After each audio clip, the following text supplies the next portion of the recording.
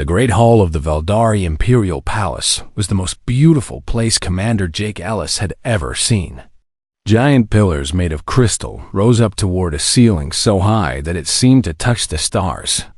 Soft light came from everywhere and nowhere at once. The floor was smooth like glass and showed reflections of everyone who walked on it. Jake stood very still near the entrance. His combat exosuit made a soft humming sound around his body. The suit was heavy and covered him from head to toe in dark gray metal. Only his face was visible through the clear helmet visor. He was here as a guard for Ambassador Linda Hayes, the woman who spoke for all of Earth at this important meeting. Around him, creatures from many different worlds walked and talked. Some had scales that changed colors. Others had 4 arms or eyes that glowed in the dim light. A few floated instead of walking. Jake had trained for this mission for 3 years, but nothing could have prepared him for seeing so many alien species in one place. The Veldari were the hosts of this meeting. They were tall and thin, with silver skin that seemed to shine from within. Their eyes were large and deep, like looking into a pool of dark water. They moved with a grace that made everyone else look clumsy. The Veldari had been traveling between stars when humans were still living in caves. They were one of the oldest and most powerful species in the galaxy. Humanity wanted to join the Galactic Concordance, a group of alien civilizations that worked together for trade and protection. If Earth could become a member, it would mean safety and prosperity for billions of people back home. But the other species saw humans as newcomers, children who had only just learned to walk among the stars. Jake's job was simple: stand guard. Watch for danger. Protect the ambassador. He was good at his job. He had been a soldier for 15 years. His body carried the marks of many battles, though no one could see them beneath his armor. "How interesting," said a voice like music. Jake turned his head slowly. A Veldari woman stood before him. She was taller than him by almost 2 feet, with silver hair that floated around her head as if she were underwater. Her dress looked like it was made from captured starlight. She was beautiful in a way that did not seem real. "Princess Vela," Jake said, recognizing her from the mission briefings. She was the daughter of the Veldari Emperor himself. "So the human knows my name." She smiled, but there was no warmth in it. "Tell me, do all your kind hide inside metal? Shells, or is it just the soldiers?" "The exosuit is standard equipment for security personnel, Your Highness." "Equipment." She laughed, and the sound was like bells ringing. Several other Veldari nearby laughed with her. "My people stopped needing such things 10,000 years ago. We have evolved beyond the need for crutches." Jake said nothing. He had been told that the Veldari were proud. They had natural abilities that humans could only dream of. They could move things with their minds. They could heal from wounds that would kill other species. They were faster and stronger than almost any other race in the galaxy. Vela walked around him slowly, looking at his armor the way someone might look at an old and broken machine. "I have studied your species," she said. "You live such short lives, 80 years if you are lucky. My grandmother remembers when your kind was still throwing rocks at each other." "We have come far since then," Jake replied. "Have you?" She stopped in front of him and leaned close. Her face was inches from his helmet. "I think not. You are still the same frightened animals you always were. The only difference is that now you hide behind machines instead of stone walls." Jake felt his jaw tighten, but he kept his voice calm. "With respect, Your Highness, appearances can be deceiving." "Can they?" Her eyes narrowed. "I wonder what hides beneath all that metal.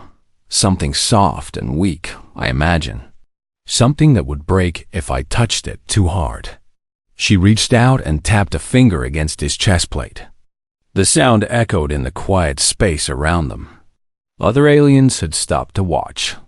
Jake could feel their eyes on him. "Your species needs machines to survive," Vela continued.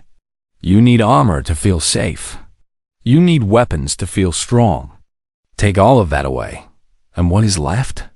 A small, fragile creature that cannot even survive on its own world without help. Jake wanted to respond. He wanted to tell her about the ice ages that humanity had survived with nothing but fire and animal skins. He wanted to tell her about the wars, the plagues, the disasters that should have wiped his species from existence. But he held his tongue. He was here as a guard, not a diplomat. Nothing to say? Vela smiled again. I thought not. Your kind never does, when faced with truth. A loud noise came from the other side of the hall, shouting in several languages at once. Something crashed to the floor and broke. Jake's training took over immediately. His eyes found Ambassador Hayes in the crowd. Commander, the ambassador said, rushing toward him. Her face was pale with worry. We have a problem. The Kreth delegation is saying someone tried to poison their leader. The Kreth were a reptilian species known for their bad tempers. If they believed they had been attacked, they would want revenge. The whole summit could fall apart in minutes. I will secure the area, Jake said. He began moving toward the disturbance, his armor making soft mechanical sounds with each step. Behind him, he heard Vela's mocking voice. Run along, little human. Hide behind your shell while the real species sort this out. Jake did not look back. He had a job to do. But somewhere deep inside him, a small fire had started to burn. He would remember her words. And one day, she would learn just how wrong she was about humanity. The Kreth leader lay on a medical bed, surrounded by his guards. His green scales had turned pale, and his breathing was rough and shallow. Around him, representatives from a dozen species shouted at each other. The Veldari denied everything. The Kreth demanded blood. Other delegations picked sides based on old friendships and older hatreds. Jake ignored the politics. He was not here to argue. He was here to find the truth. His exosuit had sensors that could detect things no eye could see. Chemical traces, heat signatures, tiny particles floating in the air. As he moved through the room, he let his suit record everything. Somewhere in this chaos was the answer. Somewhere was the proof of who had really attacked the Kreth leader. And Jake Ellis was going to find it, no matter what anyone thought of the species he came from. The summit fell into chaos. For 3 days, no one could agree on anything. The Kreth blamed the Veldari. The Veldari blamed the Kreth for making false accusations. Other species took sides, and soon everyone was pointing fingers at everyone else. Old fights that had been buried for centuries came back to life. Jake worked through it all. He did not sleep for the first 2 days. His exosuit kept him going with small doses of medicine that pushed away the tiredness. While ambassadors and leaders shouted at each other in the Great Hall, he moved through the palace like a ghost, searching for answers. His suit recorded everything. Every conversation. Every chemical trace. Every person who moved through the areas near where the Kreth leader had been poisoned. The data piled up in his helmet display. Thousands of small pieces of a puzzle that he worked to put together. On the third night, he found something important. A tiny chemical trace on a serving tray in the banquet hall. The trace did not match anything the Veldari used. It did not match any known substance from any of the species at the summit. But Jake's suit recognized it from a military database. The poison was made by the Sindari Collective. Jake felt his heart beat faster as he stared at the results. The Sindari were not a species, but a group of criminals and spies from many different worlds. They made money by starting wars and selling weapons to both sides. If the Sindari wanted this summit to fail, they had every reason to poison the Kreth leader and make it look like someone else did it. I need access to the palace security records, Jake told Ambassador Hayes the next morning. The ambassador looked tired. Dark circles had formed under her eyes. Jake, the Veldari are not going to let a human dig through their security systems. They will if they want to save this summit. I have proof that the Sindari are behind the poisoning, but I need to trace how the poison got into the palace." Hayes was quiet for a long moment. Then she nodded. "I will make the request. But Jake, be careful. There are people here who would love to see humanity fail. Do not give them a reason." The Veldari agreed to the request, but only if Princess Viola supervised Jake's work. It was meant as an insult. They were sending their princess to watch over the primitive human like a teacher watching a child. Jake did not care. He had a job to do. He met Vela in the lower levels of the palace, where the security systems were housed. She wore simpler clothes today, a silver robe that matched her skin. Her face showed nothing but boredom. "So the human thinks he can solve a mystery that has confused our greatest minds," she said as they walked through dark corridors. "How amusing." "I follow evidence," Jake replied. "Evidence does not care who finds it." "And what evidence have you found, human?" Jake showed her the chemical analysis on his suit's display. The poison was made by the Sindari. Someone brought it into this palace and put it in the Kreth leader's food. Someone who had access to the kitchens and the banquet hall. Vela's eyes moved over the data. For just a moment, Jake saw something flash across her face. Was it surprise? Interest? He could not be sure before it was gone. "The Sindari have no agents here," she said. "We checked everyone. Then you missed someone. Or someone is working with them from inside." They reached a large room filled with glowing screens and strange machines. Jake moved to a control panel and began connecting his suit to the palace systems. His software went to work, breaking through security locks that would have taken a Veldari technician hours to open. Vela watched him work. "Your machines are impressive," she admitted. "I did not think human technology was so advanced. We are good at building tools. We have to be, because you are weak without them." Jake did not answer. He was too focused on the data streaming across his display. Security footage, access logs, movement patterns. His software sorted through it all, looking for anything out of place. Hours passed. Vela grew bored and sat in a corner, but she did not leave.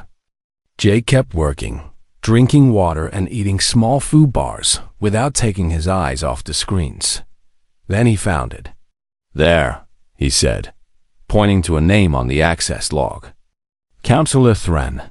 He gave security clearance to 3 new kitchen workers 2 weeks before the summit began. Those workers have no records before 6 months ago. They do not exist. Vela stood up quickly. Her face had gone pale. "Thren is one of my father's most trusted advisors. He has served our family for 200 years. Then he has been a traitor for 200 years, or the Sindari turned him recently. Either way, he's the one who led their agents into the palace. This is a serious accusation. If you are wrong, I am not wrong." Jake turned to face her. "The evidence is clear. Thren is working with the Sindari. They want this summit to fail because peace is bad for their business. They poisoned the Kreth leader and set up the Veldari to take the blame." Vela stared at him for a long moment.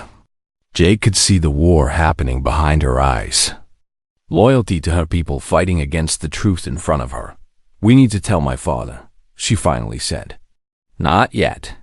If Thren knows we are onto him, he will run or destroy evidence. I need to catch him in the act." "How?" Before Jake could answer, his suit's sensors screamed a warning. Movement behind him. Multiple targets. Moving fast. Jake spun around just as the first attacker came through the door. It was a Veldari, but moving with speed that no normal Veldari could match. Modified. Enhanced. A Sindari assassin wearing stolen skin. "Get down!" Jake shouted at Vela. He raised his weapon and fired. The shot hit the first attacker in the chest, but the assassin kept coming. 2 more followed. They moved like shadows, their blades cutting through the air with deadly precision. Jake's training took over. His suit enhanced his strength and speed, but the assassins were fast. Too fast. One of them got past his guard and stabbed a molecular blade into the joint at his shoulder.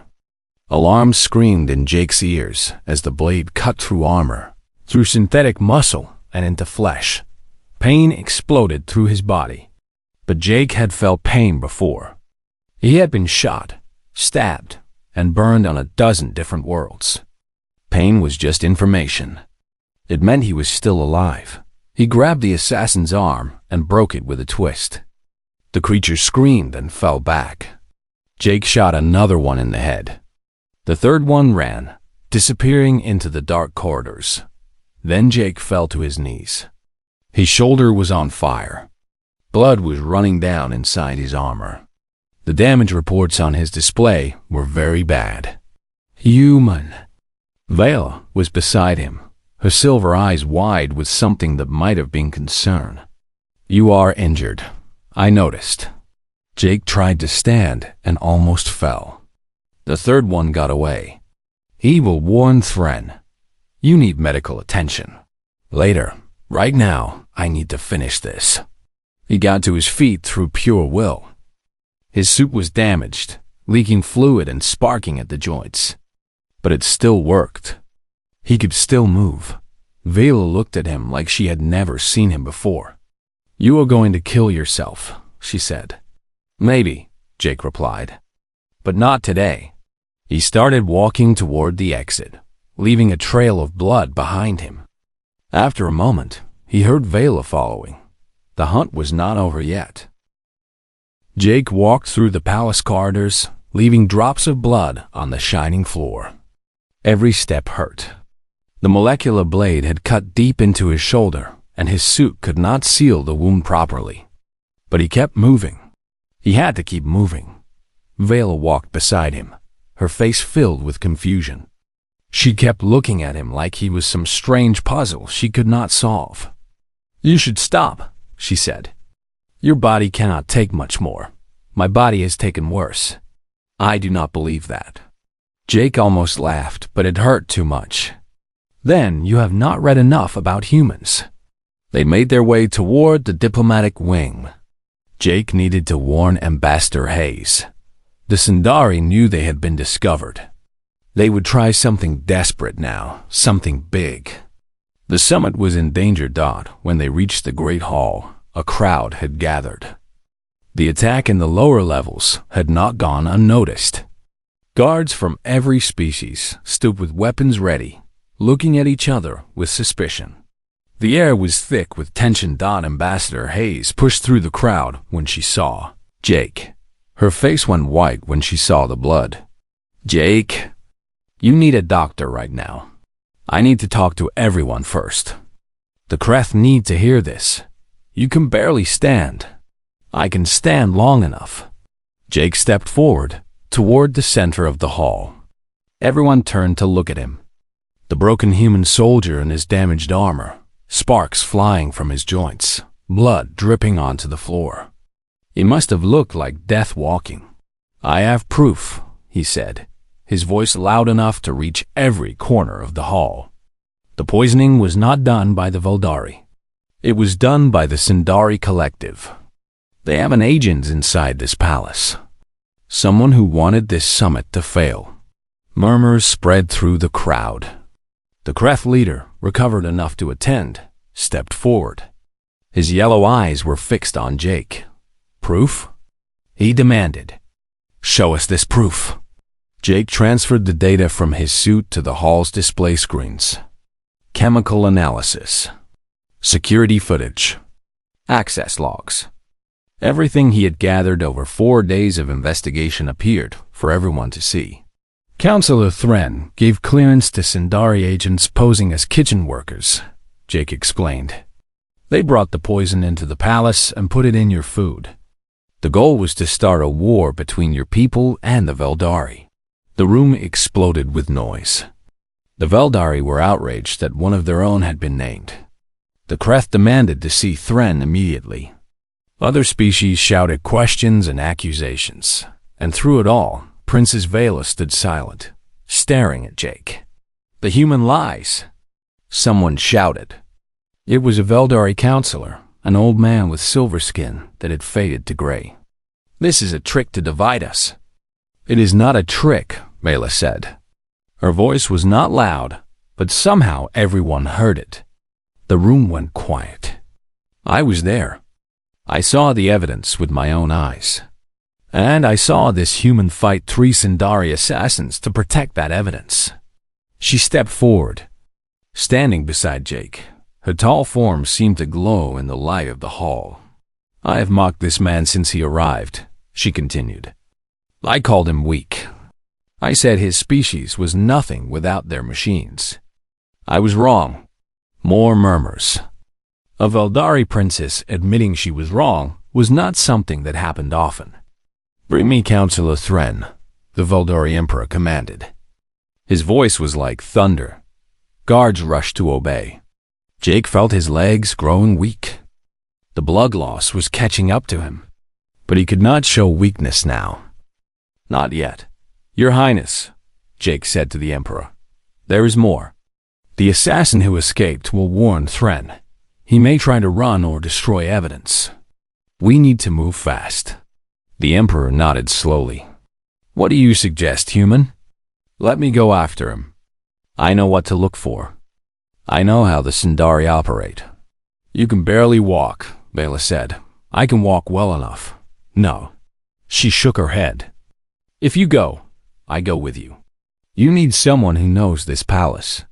And you need someone who can fight if the Sindari have more surprises waiting. Jake looked at her. This was not the same woman who had mocked him 4 days ago. Something had changed in her eyes. The arrogance was still there, but it was mixed with something else now. Respect, maybe. Or curiosity. Fine, he said. But try to keep up. They left the hall together, moving as fast as Jake's damaged body could manage. Vela guided them through secret passages and hidden doors that led to Thren's private chambers. Why are you helping me? Jake asked as they walked. Your people do not trust humans. Helping me could hurt you politically. Perhaps I have learned that politics is not everything. Vela was quiet for a moment. When you fought those assassins, you did not run. You did not hide. You stood and fought, even when you were outnumbered and outmatched. That is what soldiers do. No, that is what heroes do.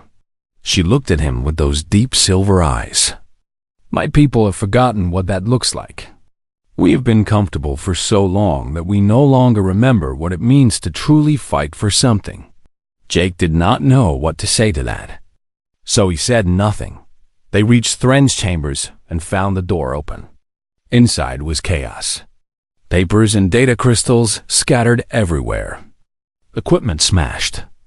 And on the floor, the body of a Veldari guard, his throat cut.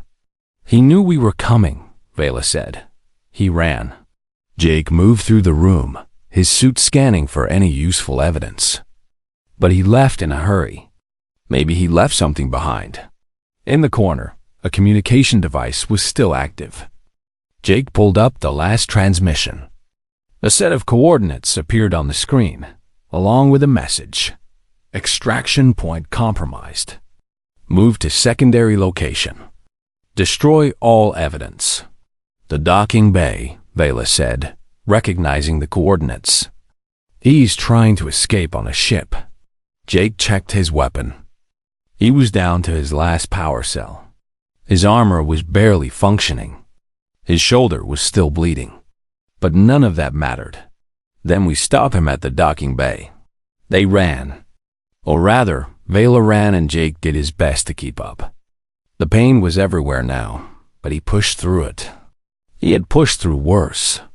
On a frozen moon with half his squad dead around him. In a burning building with civilians to rescue. In 100 different hells that had tried to kill him and failed. Humanity did not give up. That was the lesson his species had learned through thousands of years of struggle. No matter how bad things got, you kept going. You kept fighting. You survived Dot, and Jake Ellis was not about to let one traitor and his Sindari Masters prove humanity wrong. They reached the docking bay just as Thren was boarding a small ship. The traitor saw them and pulled a weapon. "Stay back," he screamed. His eyes were wild with fear. "I will kill you both." "You are under arrest for treason," Vela said. "Surrender now, and you may live to stand trial." "Trial?"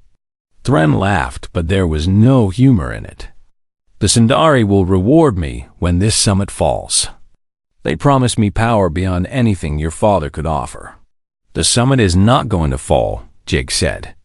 "Your plan failed. Everyone knows the truth now." Thren's face twisted with rage. He raised his weapon and fired. Jake moved without thinking.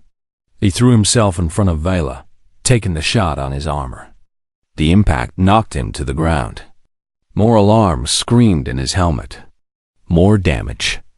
More pain. But he was still alive. Vela's response was immediate and brutal. Her hand shot out, and a wave of psionic force slammed into Thren. The traitor flew backward, crashing into his ship's hull. Before he could recover, Vela was on him, her hands around his throat. "You tried to destroy my people's honor," she said, her voice ice cold. "You tried to start a war that would have killed millions. And you just tried to kill the man who exposed you." Thren could not speak. He could only make choking sounds. "Vela," Jake said from the floor, "do not kill him. We need him alive. He has information about the Sundari." For a long moment, Vela did not move. Her fingers tightened around Thren's throat.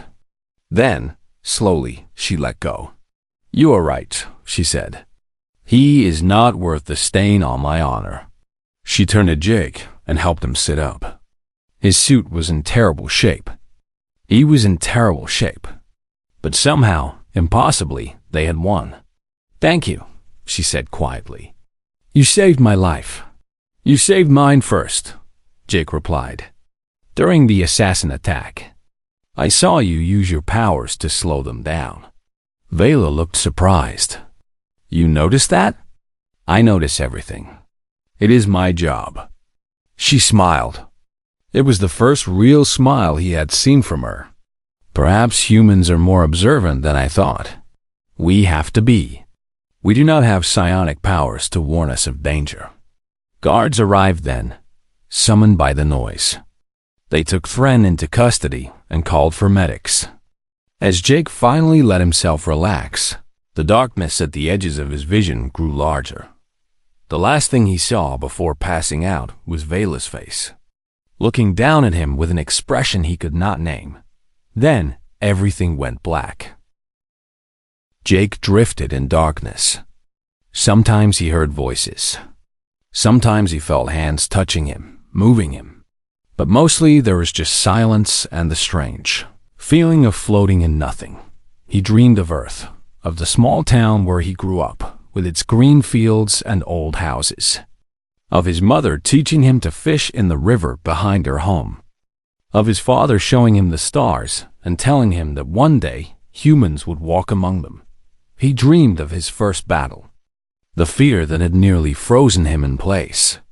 The moment when training took over and he started moving, fighting, surviving.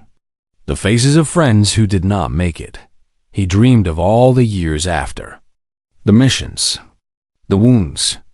The long nights when he wondered why he kept going. And the answer that always came, because someone had to. When he finally opened his eyes, he was in a white room filled with soft light. Strange machines hummed around him. His body felt strange, lighter somehow. The pain that had been his constant companion was gone. "You are awake." Jake turned his head. Princess Vela sat in a chair beside his bed. She looked tired, with shadows under her silver eyes. Her hair was tied back, and she wore simple clothes instead of her usual elegant gowns. "How long?" Jake asked. His voice came out rough and dry. 5 days. Vela handed him a glass of water. "You almost died twice. The damage to your body was extensive. Our doctors had to rebuild most of your shoulder." Jake drank the water slowly. It tasted clean and pure, better than any water he had ever had on Earth. The summit? He asked. Saved. More than saved, actually. A small smile crossed Vela's face.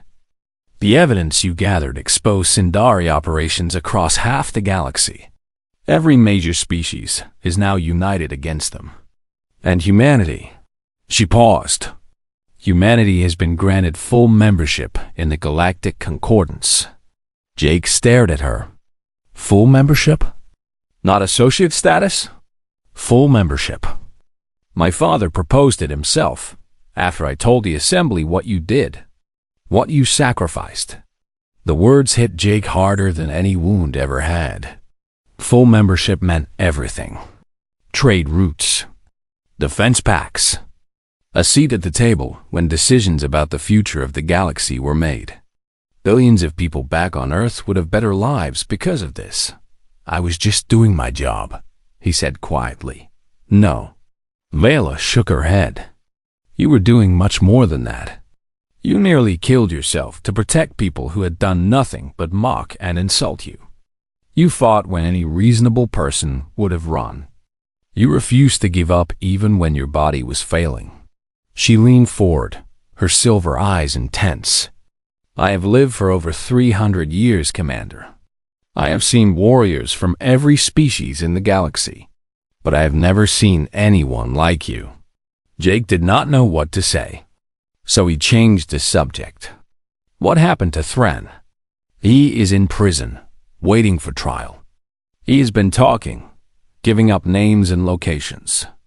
The Sindari will lose many agents because of what he knows. Good. Jake tried to sit up and found that his body actually obeyed. The Veldari medical technology was amazing. And the Kreth? They have apologized for their accusations against my people. Their leader sent you a personal message of thanks. Vela smiled again. He called you a warrior worthy of the old legends. Jake almost laughed. I am just a soldier. No, you are much more than that. I think you know it. She stood up and walked to the window. Outside, Jake could see the Veldari city stretching toward the horizon. Tall spires of crystal and metal reached toward a purple sky. Ships moved between buildings like birds. I have been thinking, Rayla said, her back to him. About what you said. About humanity. About how your species earned everything through struggle. I said a lot of things. I was bleeding pretty badly. You said that your people survived ice ages with nothing but animal skins and fire. That you conquered predators with sticks and stones. That you built flying machines from wood and fabric. She turned to face him. I looked it up. All of it is true. We had to survive. Our planet was not kind to us. That is what fascinates me. Vela moved back to her chair. My people were born on a gentle world. We evolved naturally to be strong and powerful. We never had to struggle the way you did. And I wonder now if that was actually a blessing or a curse. Jake considered her words. Struggle teaches you things. It makes you value what you have. But it also leaves scars. Yes, your scars. She looked at him with an expression he could not read. When you removed your armor in the Great Hall, I saw them. So many marks on your body. Each one a story of survival. Jake remembered that moment. The pain, the anger, the stubborn determination to show everyone what humanity really was. I should not have done that, he said. It was not professional. It was exactly what we needed to see. Vela reached out and touched his hand. Her fingers were cool against his skin. We have forgotten what sacrifice looks like. What courage looks like. You reminded us. They sat in silence for a while. Outside, the Veldari sun began to set, painting the sky in shades of orange and gold. My father has asked me to serve as cultural attached to humanity, Vela said finally. I will be working with your Ambassador Hayes to build relations between our species. Jake raised an eyebrow. You? Working with humans? I know, it is amusing. She smiled, but this time it was different, warmer. I requested the position. I want to learn more about your people. I want to understand how you became what you are. We are not that complicated. We just refuse to give up. That is exactly what makes you complicated. She squeezed his hand. You should have died in that corridor when the assassins attacked. You should have stayed down when they wounded you. You should have collapsed from blood loss long before you reached the docking bay. But you did not. Stubbornness is a human trait. It is more than stubbornness. It is something I do not have a word for. Something that drives you forward when everything says you should stop. She let go of his hand and stood up. I want to understand that.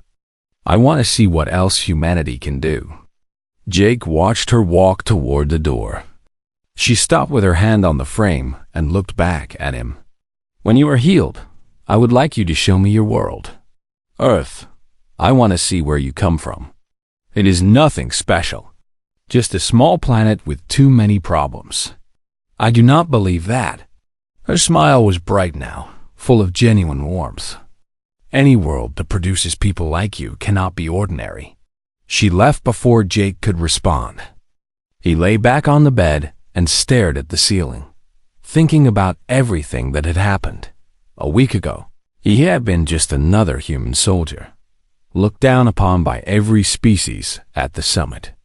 Now he had helped save the galaxy from a war, earned full membership for his planet, and apparently impressed a princess who had lived for 3 centuries. Not bad for a primitive primate in a metal suit. Jake closed his eyes and smiled. He had a lot of work ahead of him. Healing to finish. Reports to write. A galaxy to explore with humanity finally given its proper place among the stars. But for now, he rested. The stubborn human who had refused to fall had earned that much, at least. Outside, the stars came out one by one, each one a destination waiting to be reached.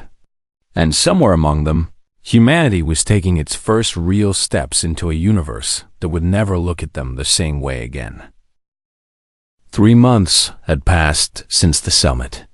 Jake stood on the observation deck of the Voldari diplomatic cruiser, watching Earth grow larger in the view screen.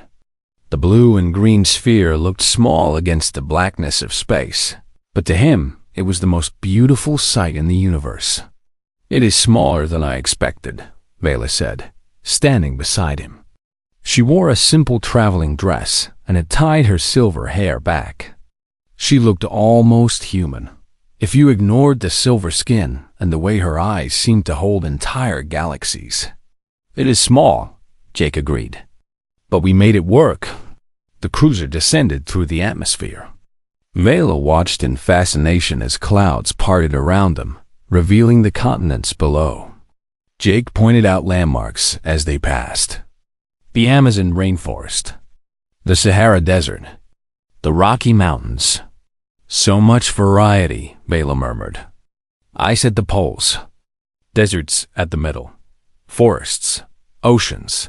How does one species adapt to all of this? We did not adapt to it. We adapted ourselves. We built clothes for the cold, houses for the heat, ships for the water. Jake smiled. We are good at changing ourselves to fit our environment. They landed at the Earth Government Complex in Geneva. A small crowd had gathered to greet them. Ambassador Hayes was there, along with several high-ranking officials. News cameras floated in the air, broadcasting the historic moment to billions of people. But Jake was not looking at the crowd. He was looking at a small group standing off to the side. Men and women in military uniforms, standing at attention. His unit. His family. Commander Ellis, Vela said as he started walking toward them. Where are you going? To say hello to some old friends. You should meet them. The soldiers broke their formal stance as Jake approached. Smiles spread across their faces. Captain Marcus Cole, Jake's second in command, stepped forward and grabbed him in a tight hug. You ugly fool, Marcus said, laughing. "We thought you were dead when we heard about the attack. It takes more than 3 assassins to kill me. We know. We have been trying for years." The other soldiers gathered around, slapping Jake on the back and making jokes. Vela watched from a few steps away, her expression curious. "This is Princess Vela of the Veldari Empire," Jake said, gesturing for her to come closer. "She helped save the summit. And my life." The soldiers bowed their heads in respect. Marcus stepped forward and offered his hand in the human way. "Your Highness, any friend of the commander is a friend of ours." Vela took his hand and shook it, a gesture she had clearly practiced. "Captain Cole, I have heard much about you. Commander Ellis speaks of his team often. All good things, I hope, mostly." A small smile crossed her face, though he did mention something about an incident involving a stolen military vehicle and a very angry general. The soldiers burst out laughing. Marcus shot Jake a look of betrayal. "You told her about that?" "I was on heavy pain medication. I do not remember everything I said." The group walked together toward the main building. Jake pointed out things as they went. Trees and flowers that Vela had never seen. Birds flying overhead. Children playing in a nearby park. "Your people seem happy," Vela observed. "Today they are. Full membership in the Concordance means better medicine, better technology, better opportunities. People have hope now." Jake paused, watching a little girl chase a ball across the grass. "That is all anyone really needs, hope." The official meetings took most of the day. Jake sat beside Vila as she spoke with human leaders about trade agreements, cultural exchanges, and defense pacts. She was impressive in these settings, her voice commanding attention, her mind sharp and quick. But it was after the meetings, during the private tour, that Jake saw her truly come alive. He took her to a history museum. They walked through exhibits showing human evolution, from the first primitive tools to the first spacecraft.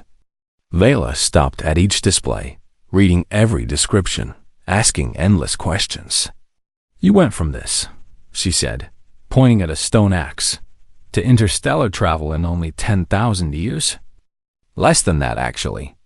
Most of our technology was developed in the last few centuries."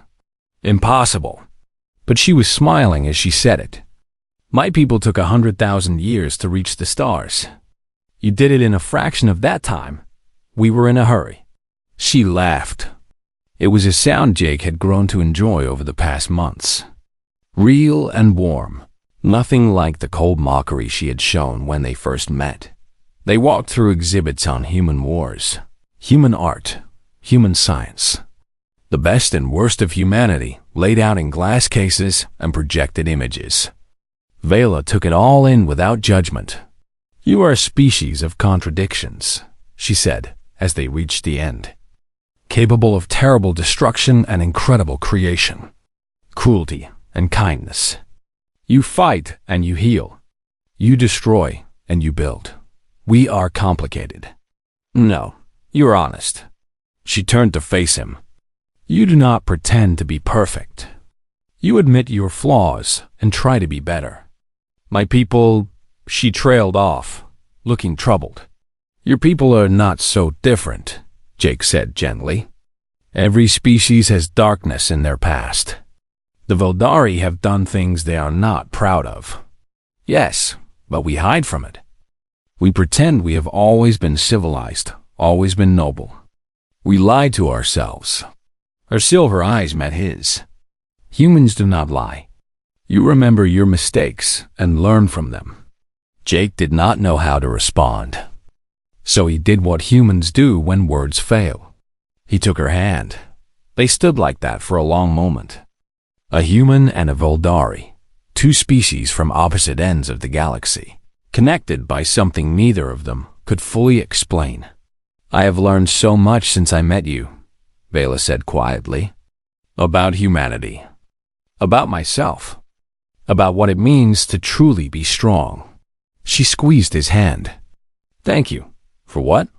for proving me wrong, for showing me that my assumptions were foolish, for making me see that strength is not about power or perfection.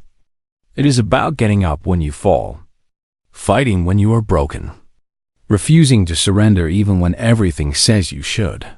She stepped closer. When you took off your armor in that hall, you showed everyone what you were made of.